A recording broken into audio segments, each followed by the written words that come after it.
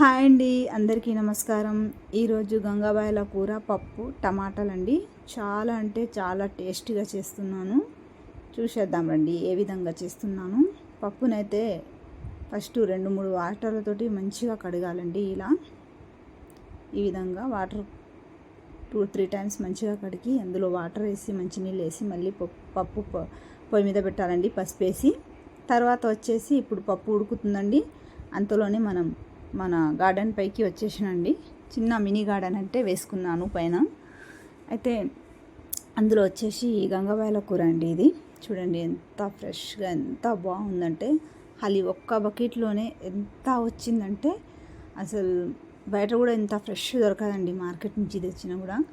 నాకైతే చాలా అంటే చాలా ఆనందంగా ఉంది. ఇలా ఫ్రెష్గా అయిన గంగబాయల కూరని తెంపి మన చేతులతోటి మంచిగా ఆర్గానిక్ ఏం లేకుండండి, అసలు మందు అనేది లేదు, అవంతటే అవే మంచిగా అయిందండి.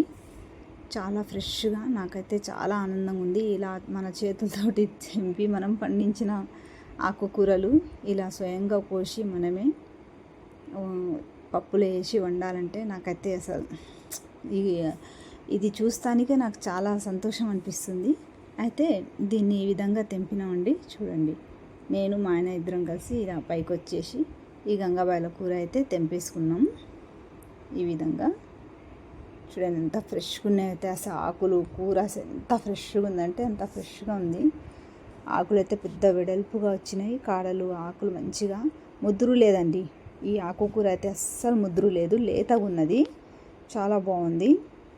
చూడండి ఇలా తీసుకొచ్చినాం, పైనుంచి తెంపి తీసుకొచ్చిన తర్వాత ఇప్పుడు దీనికి మనం మంచిగా ఆకులు అవన్నీ తెంపుకుంటున్నామండి. నేను మా ఆయన ఇద్దరం కలిసి గంగబాయల ఆకుని ఇట్లా వేరు చేసి ఈ విధంగా ఫ్రెష్గా కడిగినండి. ఇప్పుడు ఇంకా ఈ విధంగా కడుక్కోవాలి, మంచిగా ఫ్రెష్గా కడిగినండి. ఇలా ఫ్రెష్గా కడిగిన ఆకుకూరని ఇప్పుడు పప్పు అయితే ఉడికిపోయిందండి, మెత్తగా అయిపోయింది. ఆ పప్పులో ఇప్పుడు ఈ గంగబాయల ఆకుకూరను వేసుకొని ఇలా మంచిగా చాలా వచ్చిందండి. అసలు కూర అయితే మస్తు సరిపోయింది, చాలా బాగుంది. చూడండి ఈ విధంగా కలుపుకోవాలి. పప్పులో వేసిన తర్వాత అందులో అయితే ఇప్పుడు 4 టమాటాలు అయితే కోసినండి. ఈ టమాటాలని కూడా ఈ గంగబాయల ఆకుకూరలో ఈ పప్పులో వేసుకుంటున్నాం. చాలా రుచిగా అంటే రుచిగా ఉంటుందండి ఇలా చేస్తే. చూడండి పప్పు కూడా ఉడికింది. ఇప్పుడు టమాటాలు వేసుకోవాలి. సరిపడా చింతపండు అండి, పులుపుకి మీడియం కొంచెమే తీసుకున్నాను చింతపండు. కారం వేసుకోవాలి. ఇలా మంచిగా కలుపుకోవాలండి. పప్పు మాడకుండా మంచిగా కలపాలి. ఒక 5 నిమిషాలు ఇలా కలిపిన తర్వాత ఇందులో కొంచెం వాటర్ యాడ్ చేసి కొంచెం ఉప్పు వేసుకున్న తర్వాత రుచికి సరిపడా ఉప్పు వేసి పప్పు గుత్తితో ఉడికినంద పప్పు గుత్తితో ఈ విధంగా మంచిగా మెత్తగా నుదుపుకోవాలండి. ఇలా మంచిగా నుదిపి 5 నిమిషాలు అయితే ఉడకపెట్టాలండి. పొయ్యి మీద పెట్టి కొంచెం వాటర్ వేసుకోవాలి. మళ్ళీ పప్పు మాడకుండా కింద అడుగు భాగం ఇలా కొంచెం కలుపుతూ ఉండాలండి.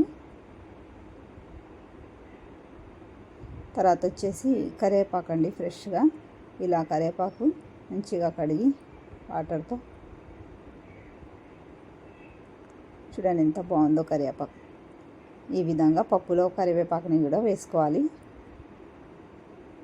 తర్వాత మంచిగా ఒక 5 నిమిషాలు ఇలా మరిగించాలి పప్పుని.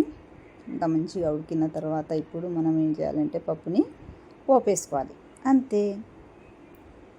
ఎల్లిపాయలు, నూనె వేడైనాక ఎల్లిపాయలు, వట్టిమిరపకాయలు, జీలకర్ర, కరివేపాకు ఇవి ఈ విధంగా వేసి మంచిగా పోపేసుకోవాలండి పప్పుని. చాలా అంటే చాలా సూపర్గా ఉందండి. మీరు కూడా ట్రై చేయండి, చాలా బాగుంది. గంగబాయల కూర పప్పు టమాటా సూపర్ ఉందండి.